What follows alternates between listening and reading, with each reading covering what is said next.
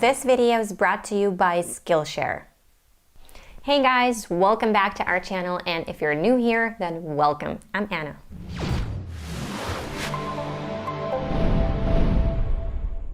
How I became fluent in English and how long it took me. These questions are among the most frequently asked, and recently they've started snowballing. So I feel like when people start asking the same question over and over again, it's time to address the issue. So in this video, I'm setting out the exact things that I did and steps that I took on my way to fluency, because while I'm not hiding anything from you, it's not a secret. Everything that has been done is out there for you to watch, because I have talked about all of these things in my videos. But I can't direct you to all of those 50 plus videos and say, oh, just watch all of those and you'll know what I've done. That's why I'm making this video. On the question, how long did it take me to become fluent, I answered in one of my posts on my Instagram page, so I invite you to check out my Instagram page and read it. And also you can watch this video by clicking the link above my head, and you'll find all these links in the description box. But in a nutshell, it took me somewhere between 1.5 years and 2 years to get to a very good level of English. Now, one important thing that I have to mention. I don't live in an English-speaking country, and I've never even been to any English-speaking country. My husband is not a native speaker. I do have some native-speaking friends now, but I didn't have them in the beginning or in the middle of my journey. Why am I telling you this? Because people make all sorts of assumptions about me. For instance, they say that all of my advice is blah, and that my experience doesn't matter because I was privileged to grow up or live in an English-speaking country. So I just want to make this clear. I wish I was that privileged, believe me. And as I wrote in that Instagram post, my journey started when I had my son. I wanted to change my life completely, and I wanted to show my child that following your passions and dreams is the way to live, even if it's hard, even when everybody else doubts you and wants to talk you out of it. In my case, it was starting a YouTube channel in English, becoming an American accent coach, and spending all my free time learning. I figured out that the best way to learn a language for me is the most natural way. I just analyzed how people learn their first language in the first place and started applying it to myself. When you're just a baby, all you do is listen to people around you talk. You listen and soak up everything for a couple of years before you start speaking on your own. So I started with my listening skills. From that very moment when I decided to start working on my listening skills, everything that I listened to and watched was in English exclusively. Was it easy? Definitely not. At first, my brain was boiling and it was overwhelming sometimes, and I had to look up literally every other word. But over time, it became easier, and now it's a total pleasure to be able to say everything that I want in English. I can talk to anyone and understand what they're saying without any problems. You can start training your listening skills with something simple like educational videos in English. You learn grammar or vocabulary, and people usually speak slowly in those videos and explain things very well. Or you can watch your favorite TV show or a movie that you've seen before. It's going to be easier to follow something that you've already heard in your native language. Then start adding something else, some programs, news, etc. It's okay if you don't understand every single word. You will over some time. And it didn't take me years. It took me approximately 7 months. You just have to be determined and patient. And this is key. Consistency, patience, and determination. No giving up, no second guessing, no stopping. You have to realize that if you want to be able to use a language freely, you have to sustain it all the time, meaning using it, hearing it, and be ready to learn something new, especially if you don't live in an English-speaking country. Second, I started following people on social media who post in English. I was guided by my interests, of course. You can follow a cook, a fitness instructor, a life coach, or a psychologist. It's up to you. But believe me, you learn a lot simply by listening to those people daily and reading their posts. I joined a wonderful community of non-native speakers on Facebook. We had a challenge back then where we had to record ourselves speaking on different topics daily and post those videos in the community. And that was where I started working on my speaking skills. It was weird and uncomfortable at first, but I really needed this to get out of my comfort zone and challenge myself. And this method works wonders. You record yourself and then listen to yourself speak. Catch your mistakes and fix them. Analyze the way you speak and introduce a topic and organize your thoughts. And again, over some time, you'll become a lot better at this. Also, you get feedback from other members, which is very helpful as well. And this is for free, so why not to try? But you can do it on your own. Believe me, it works. Number 4, I wrote down new words, expressions, phrasal verbs, idioms, grammar rules, everything that I wanted to learn. I used 5 thick notebooks. It helped me a lot. There's something about it when you write by hand, you memorize things better. I don't have the need to do it anymore, but I still always have a notebook with me just in case. Also, I wrote some stories and came up with sentences using new words or tenses that were difficult to understand. And I had some sort of a diary where I wrote out my thoughts in English. And that was the moment I started working on my writing skills. Number 5, I signed up for an accent makeover course. I know that for a lot of people, pronunciation and accent doesn't matter, but to me, they matter a lot. I think that if you like language and you learn it and you want to speak that language with other people, you have to work on your pronunciation to be clear, of course, but also out of respect for that language and for the people you talk to. And I just love the American accent and love to work on it and work on my pronunciation. That's why I'm an American accent coach now. I had some lessons on Cambly every once in a while, especially when I had some questions that I couldn't find answers for, and for speaking practice as well. This is not sponsored. I know courses and private teachers are pricey. They were and are pricey for me as well. I had to save money to take an accent course. I had to save money to have some private lessons as well.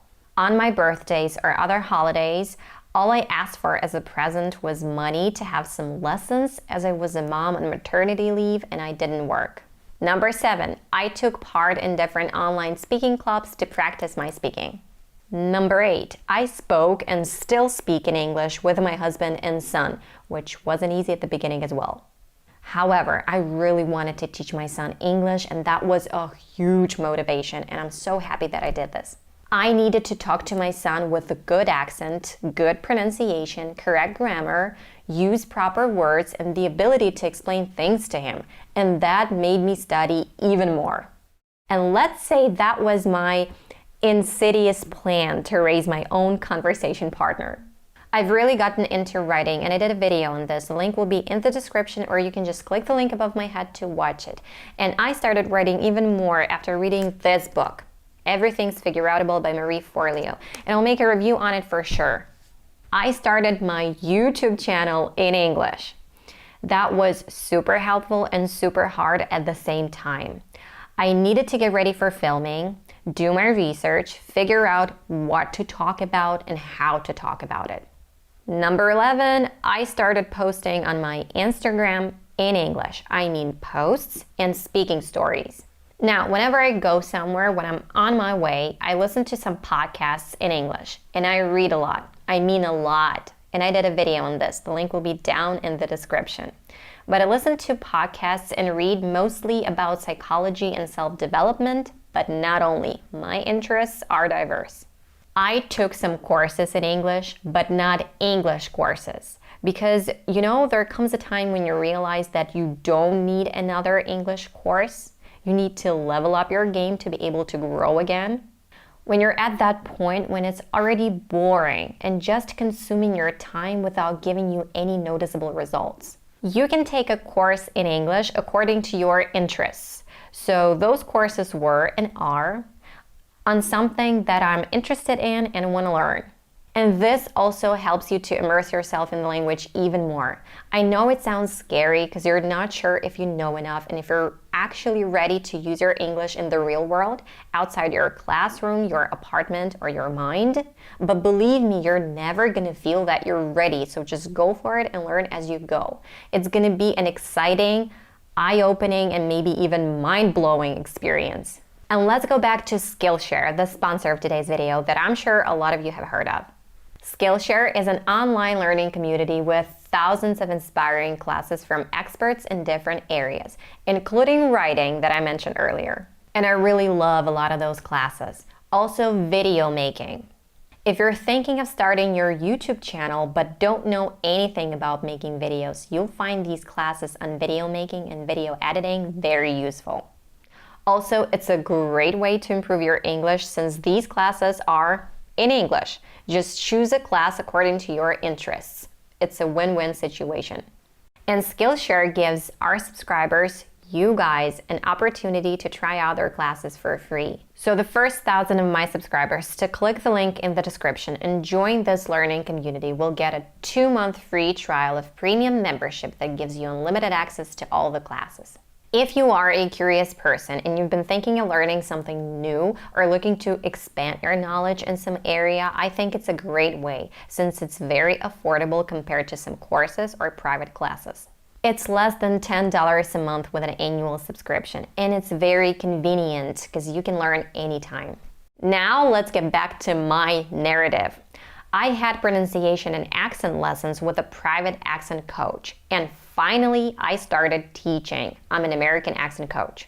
There's really not only one thing that I can point to and say, oh, I did only this one thing and became fluent in no time. It's really a basket full of things that I've done and still do a lot of them even now, every single day. This is my way to keep my English in good shape. That's what works personally for me. It all depends on your goals. In terms of time consumption, I also get frequently asked how much time I study and practice my pronunciation each day and how much time I spend studying English. I can't give you the exact number of hours because I practiced and learned as much as I could, and I spoke and speak English literally every single day. That's why I always say do as much as it is possible for you, like even test your limits. Was that easy? No, it wasn't. It's never easy at the beginning. It's a process that you have to adjust to, and it takes time. And if you feel like your brain is boiling, melting, and leaking out through your ears, it's totally normal. It'll pass. In my case, I didn't have and I don't have any days off, any excuses. I do these things every day. English is part of my life, and I am very strict with myself. And I'm not saying that you have to be strict with yourself or do the exact things. You know, this is just my experience. Everyone's different. We all have different goals. But at the same time, I do know what it takes, and I can give you some tips and tell you what steps to take on your way to fluency. Why I did this and why I do this, learn English. The answer for me is very simple. Just because I want it, because I feel like doing this, and because I enjoy doing this. I'm doing this for myself and not to impress anybody else or make anyone else happy. I don't know, I'm having a hard time explaining this, but whenever I hear English, speak English, use English, it feels so right and so natural for me. And I'm sharing my experience and knowledge sincerely, and I hope that it's useful for someone. You know, up until like 3 years ago, speaking English seemed absolutely impossible for me. But now, here we are. Although I do not consider myself completely fluent in English, I still learn something new every day, and I'm totally fine with this. I like this because I think it's a lifelong journey. Thank you for asking these questions. At first, I felt like, who cares about me and my journey?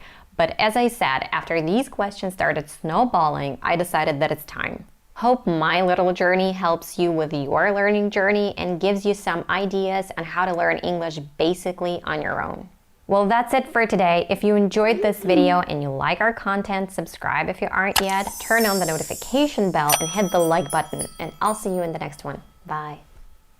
And it works Stevie wonders.